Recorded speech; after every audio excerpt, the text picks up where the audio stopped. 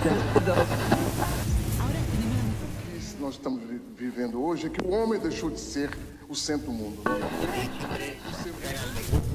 É uma tristeza que os governos, inclusive, deixem a geografia um pouco marginalizada. Mas o grande problema é porque o poder é monolítico e o conhecimento é frágil.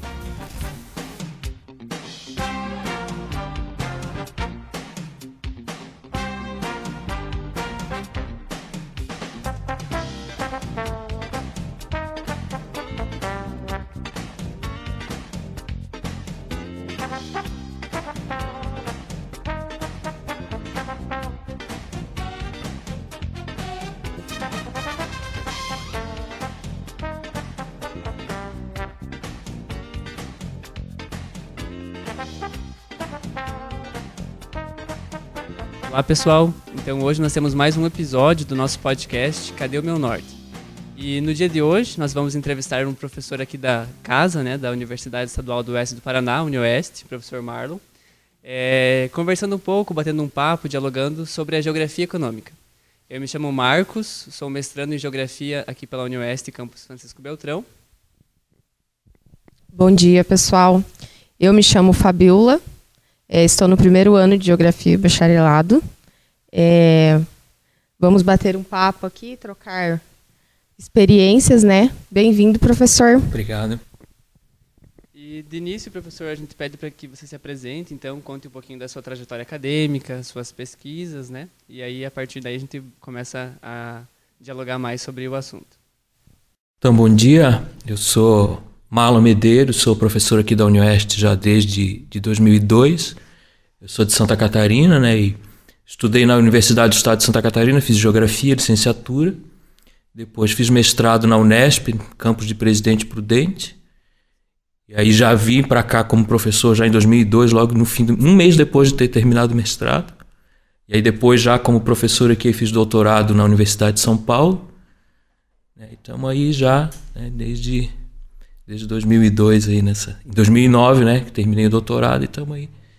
E aí desde 2011 já também na pós-graduação, né, orientando trabalhos de mestrado, e desde 2017 de doutorado, que é quando abriu o doutorado nosso aqui, né? Então aí já nesse tempo todo aí com trabalho de graduação, disciplinas, orientações, essa coisa toda, e os trabalhos de mestrado e doutorado também, e sempre focado nessa área de geografia humana, geografia econômica, né?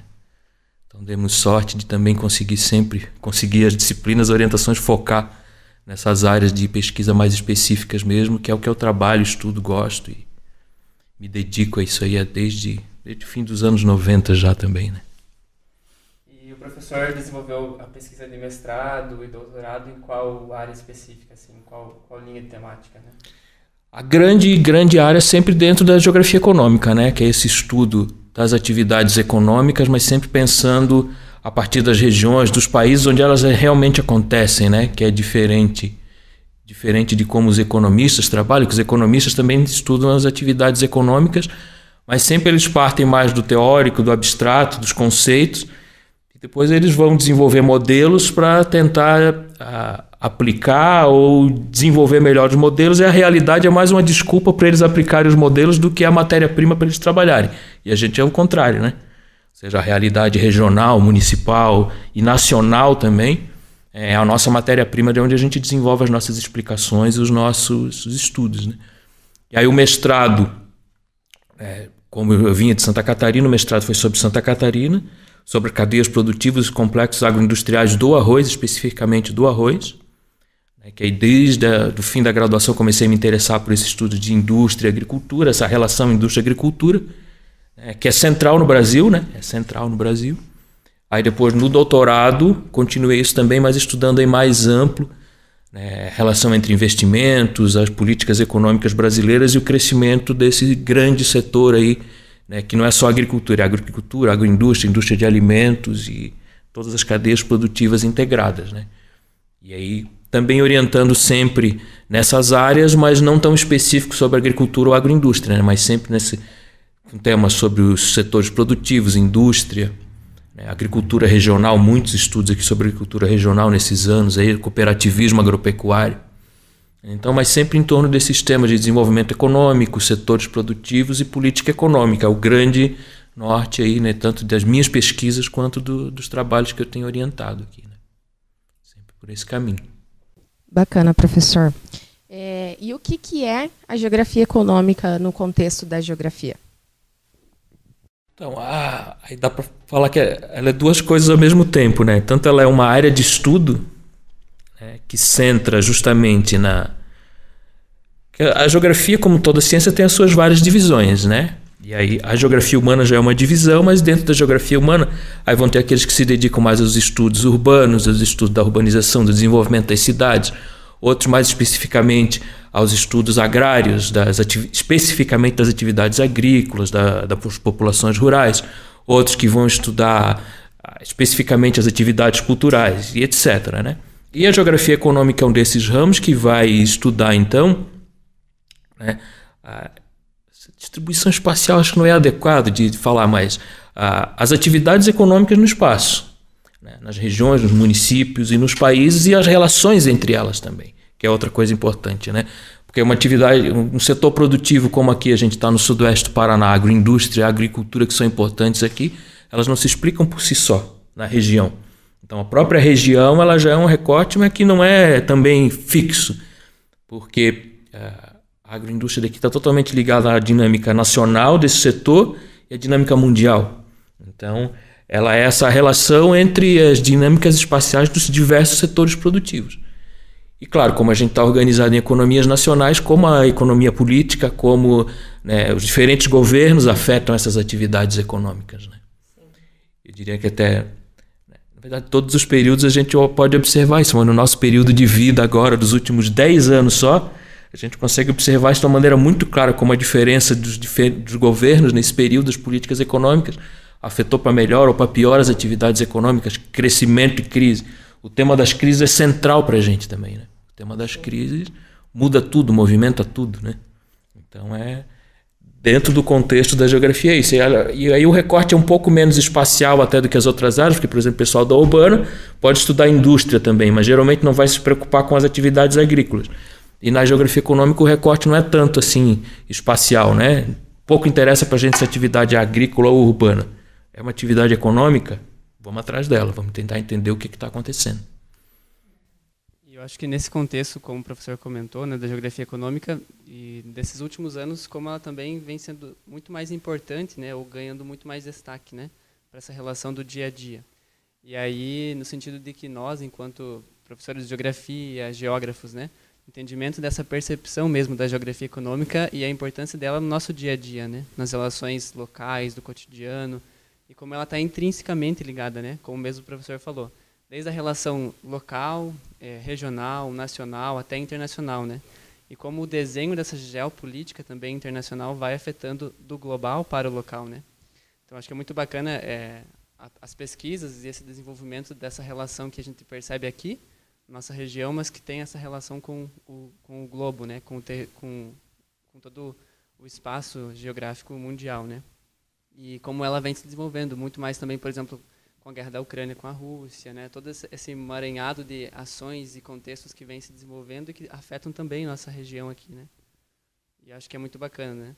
E também, prof, nesse sentido, quais são as pesquisas que o professor vem orientado, né? Nesse sentido, e como o professor falou, então já também orienta no mestrado e no doutorado aqui no nosso programa de pós-graduação. Então, a partir disso, quais são as pesquisas que o prof vem orientando, né? E qual é a dinâmica mais próxima das pesquisas? Das pesquisas que estão em andamento agora de mestrado e doutorado, também tem pesquisas dentro dessas áreas. Tem uma, por exemplo, que já vem do mestrado, ele terminou o mestrado, está continuando no doutorado, estudando o papel do Banco de Desenvolvimento do Paraná, o BRDE, né? Principalmente na agricultura, agroindústria do Paraná, mas nos setores produtivos como um todo, por exemplo. Porque vocês estavam falando de como recentemente parece que ganhou mais importância nesses temas e a geografia econômica, que é outra das características que os períodos de crise parece que despertam isso na gente, né? Que foi a época que eu comecei a estudar também, que o Brasil estava naquela crise mal resolvida dos anos 80 para 90 ali, né? A gente quer entender porque o país está na crise, porque as coisas não estão acontecendo do jeito que a gente gostaria. Então acaba levando a gente para a geografia econômica. Não tem jeito. Mesmo aqueles que vão pesquisar outras áreas, na hora que eles querem entender o que está acontecendo, ele vai atrás dos assuntos da geografia econômica, né? Ou da geopolítica, que estão todas ligadas, né? Geografia econômica e a geopolítica é outro assunto que a realidade nos últimos anos escancarou que elas estão completamente ligadas. À medida que a crise econômica mundial se agravou, os conflitos geopolíticos começam a reaparecer. Não é à toa, não é por acaso, né? Então, isso tudo... Então, por exemplo, esses temas dos bancos de desenvolvimento, de como eles têm atuado, né, no estado do Paraná, é um dos temas. Há pouco tempo terminou um trabalho que estava mapeando, estudando esse desenvolvimento das hidrelétricas aqui no sudoeste do Paraná, que é outro tema muito importante, que o sudoeste do Paraná, né, é a principal região produtora de energia no Paraná, o sudoeste e oeste, essa grande região integrada, essa grande bacia.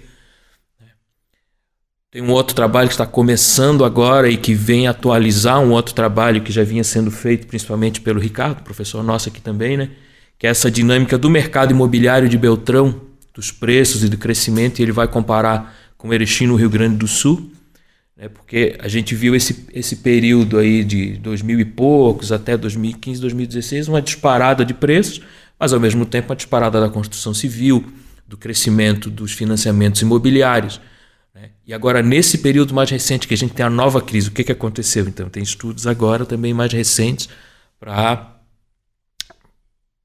procurar explicar isso.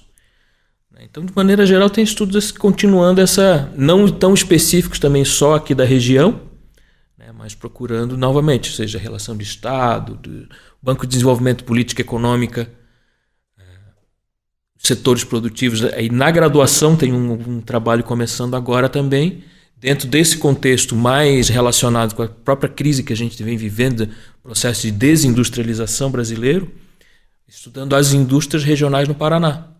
Ou seja, tem muitos estudos já sobre indústria no Paraná, mas estudos recentes, procurando ver quais os setores que sobreviveram a esse processo de desindustrialização e qual o peso desses setores na indústria do Paraná, é algo novo. Então a gente está começando isso aí, trazendo aluno da graduação agora para estudar isso aí também, né? Para analisar esses dados, para discutir esse processo, né? Porque, novamente, nós estamos no meio de uma mudança muito rápida, né? Que a gente não sabe no que vai dar. Então, ao mesmo tempo que é um campo interessante para a gente estudar, mas é difícil porque está no meio da mudança, né? Então está produzindo material, tentando entender tanto o que aconteceu recentemente quanto o que está acontecendo agora e as tendências para o futuro. E aí tem um outro que eu queria destacar também, um último, acho que assim, de destaque, que também é uma continuação do mestrado já, do Moacir, que ele estudou o SUS na região aqui. Mas o SUS também de um ponto de vista de geografia econômica, porque existe uma outra área recente da geografia, que o pessoal chama de geografia da saúde, mas que estuda outra coisa, que estuda o mapeamento de doenças, difusão espacial, de doenças, problemas endêmicos e tal. E a gente pegou a partir da geografia econômica e dizer, mas como que esse sistema está montado aqui na região? Quem paga por ele? Para onde que vai o dinheiro? Então foi um trabalho bem interessante, conseguiu mostrar isso, como que funciona o SUS, o consórcio dos municípios aqui na região, de como a parte da saúde privada também se beneficia do SUS de uma maneira muito grande, e agora ele está analisando, né, no doutorado, a dinâmica nacional do SUS nos anos mais recentes após a crise também, né? Ou seja, qual foi o tamanho do desmonte do SUS efetivamente, que são coisas que a gente sabe que está ocorrendo, mas que também precisa mostrar efetivamente, né? Está ocorrendo? Sim. Mas onde? Qual setor? Quais os valores? Mapeando isso daí, né? Ou seja, então não é só, né, atividade econômica no sentido bem estrito de dizer vamos estudar agricultura, indústria e tal. Mas é a relação dos setores produtivos das atividades econômicas com a nossa vida como um todo, né? Para mim, estudar geografia econômica é estudar a nossa vida. Não é só estudar uma atividade acadêmica lá que a gente utiliza conceitos e que depois não serve para nada se eu dizer, até explica a tua vida cotidiana a partir disso. A nossa pretensão, na verdade, até é dizer, eu posso explicar a tua vida toda e até a vida da tua família a partir da geografia econômica. Porque quando eu comecei a estudar isso lá na graduação, eu comecei a entender a história da minha família e dizer, aqui naquele período a renda do meu pai caiu, no período a gente vivia melhor antes, depois piorou e agora está melhorando de novo. Começa a entender isso. Por que de repente começa as pessoas que moram no teu bairro a ir embora Sim. Porque não tem mais trabalho ali. Tu pensa, estou indo embora porque simplesmente o pai deles botou na cabeça que quer ir embora. Tem algo maior acontecendo que explica, dizer, ó, agora o pessoal da minha rua vivia bem 10 anos atrás, agora está todo mundo desempregado, lascado. Por que está acontecendo isso? Né? Sair da cabeça das pessoas e do indivíduo e explicar a partir de um processo maior do que como o mundo ocorre. Essa é a ideia. E acho que a geografia econômica, como o professor falou, é essa relação do cotidiano mesmo, né? Essa relação que vai da vida cotidiana desse sujeito e emaranhado essa relação econômica, né? E aí entra também o papel importante da ciência, né? Da pesquisa, né? Da extensão, da universidade nesse processo, né? Em poder auxiliar, desvendar esses emaranhados que acontecem no cotidiano, né? E levar para a comunidade, levar para as pessoas, né? E explicar isso, né? Como, por exemplo, o caso do SUS, né? Do seu aluno do doutorado. Então, olha a importância que é, né? Comprovar isso e mostrar os dados, né? Os fatos e falar, não, aqui, assim, assim, assado, que é essa interpretação que a ciência dá, né? Então, acho que é uma potencialidade muito grande, né? A geografia econômica, e que ela é utilizada para essa relação cotidiana, né? E acho que essa é um ponto-chave, no caso da interpretação do geógrafo, do professor de geografia, para utilizar também essas informações no cotidiano, desde os seus alunos ao trabalho que ele vai desenvolvendo, né, nos municípios, né, em determinadas funções, né? Sim. E também, professor, a gente gostaria de saber, nós sabemos que tem um projeto em andamento também, né, com parceria internacional que o professor vai desenvolver. Se o professor puder comentar um pouquinho sobre ele, né? Sim. E para ressaltar mesmo essa relação da própria universidade, né? E como ela possibilita esse intercâmbio, essas trocas de conhecimento, seja a nível nacional, mas também internacional, né? Que aí é um destaque também muito grande pela própria produção que o professor vem desenvolvendo, né? Pelo destaque que o professor tem na área da geografia econômica, né? E essas pesquisas aparecem a partir disso, né? Desse destaque que o professor vem trabalhando e estudando ao longo dos anos, né? Então, se o professor puder comentar um pouquinho. Então, esse é um projeto que já vem de um tempo, né, de um grupo de professores de uma das linhas de pesquisa da pós-graduação, que é essa linha que estuda mais desenvolvimento econômico e dinâmicas territoriais, né? E aí a gente se reuniu para um projeto do CNPq que saiu esse ano, início do ano, edital, fazia tempo que não saía esses editais, né? Tava com esses cortes de recursos receitos, aí foi lançado esse ano um edital, que temos que aproveitar, né? E aí e que era específico para essas parcerias internacionais, né? Que é um dos campos que tem se aberto. E aí, como, né, eu e a professora Roseli já tínhamos, no caso ela na França e eu na Espanha, já tínhamos um contato anterior, né? Eu tinha ido para lá, mas na época também tive a sorte de cair no meio da pandemia lá, e aí não deu para fazer aí 10% do que eu gostaria, e a gente tinha naquela ideia de voltar de novo também, né? E aí acabou dando certo esse projeto, a gente conseguiu financiamento e vamos agora em dezembro, né, em 2 alunos e 2 professores da pós, né, para fazer um estudo comparativo da produção de alimentos dentro das denominações de origem protegidas, né, no Brasil e na Espanha. Esse é um sistema que lá já é antigo, já é desenvolvido, né, que serve tanto para os alimentos mais agrícolas mesmo, quanto alimentos industrializados, quanto às vezes até produtos que não são agrícolas, tipo lá um determinado tipo de um pão lá que é característica de uma região, e eles estabelecem controles sobre quais regiões podem utilizar aquele nome daquele determinado produto, mas não só isso, não é só uma reserva de mercado. A gente acha que é uma reserva, a gente no Brasil tem essa visão um pouco equivocada que é só uma reserva de mercado. Mas é também um reconhecimento de um selo de altíssima qualidade daquela produção e de respeito a normas técnicas, ambientais e a padrões de produção dentro dessas novas exigências que vêm de desenvolvimento sustentável da ONU, Objetivo de Desenvolvimento do Milênio, e que inclui, inclusive, respeito a direitos trabalhistas, a questões de direitos humanos, etc. Então, e esse sistema que já é bem antigo, lá na França, mais antigo ainda, vem do século XVIII, XIX já, mas que eles estão aperfeiçoando. Então a gente vai... E no Brasil tem sido desenvolvido já também, né? Então nós vamos escolher alguns desses subsetores principais e comparar em que medida, que tipo de política eles têm, que tipo de normas existem lá, e comparar com o Brasil, né? Inclusive para tentar depois desenvolver algum tipo de manual, não sei se é a palavra adequada, de recomendações de que a gente possa seguir aqui também. porque esse sistema está ligado tanto a cadeias produtivas quanto a regiões, as duas coisas. E tanto ele é uma reserva de mercado, mas é uma reserva de mercado dentro desses, então, padrões de normas técnicas, de qualidade, etc. E na Espanha, por exemplo, dos mais famosos tem os vinhos, que na França também é muito famoso, mas na Espanha é tão bom quanto na França, só não é tão conhecido. E eles têm mais de 60 regiões dessas demarcadas, que cada uma daquela região pode usar o nome do vinho daquela região.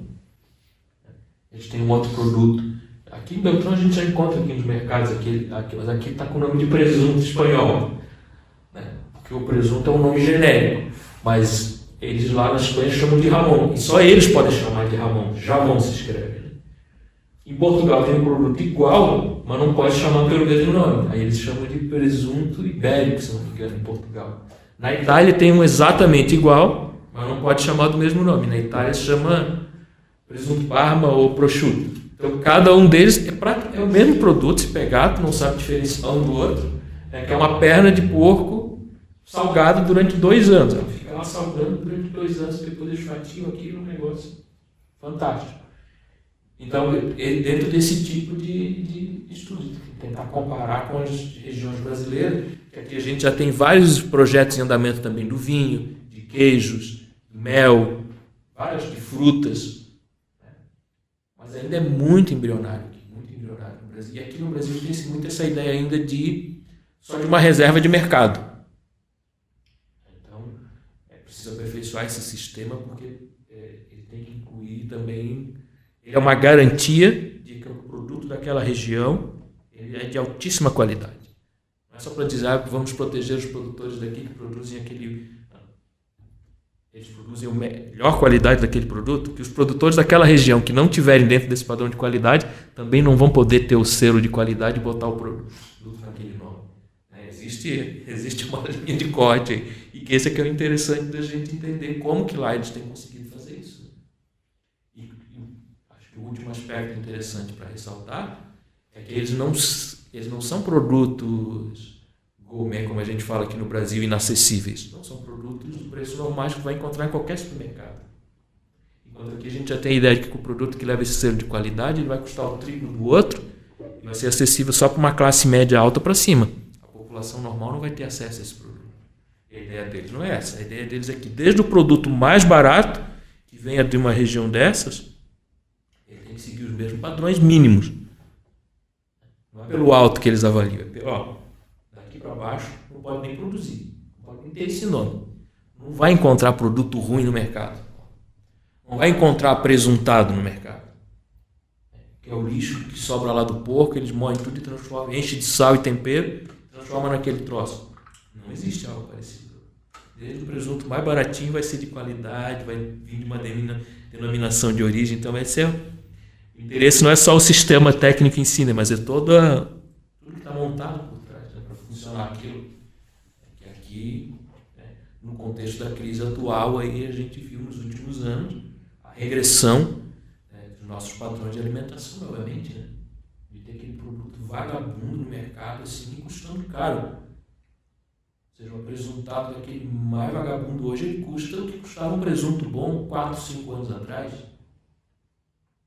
Um país que é um dos maiores, se não for o maior produtor de alimentos do mundo, é o maior produtor de carne no mundo e a gente está comendo carne de terceira. Nem a classe média não tem mais acesso hoje em dia a carne vermelha de primeira, uma coisa insana. Então, esse é o contexto maior que está nisso aí também. Certo, professor. Gostaria de agradecer por ter sanado algumas dúvidas, do curso. Desejo uma boa sorte. Boa viagem, que agora dê tudo certo, porque da primeira vez foi complicadinho com a pandemia, mas agora vai dar certo, tá? E é isso, muito obrigada, pessoal.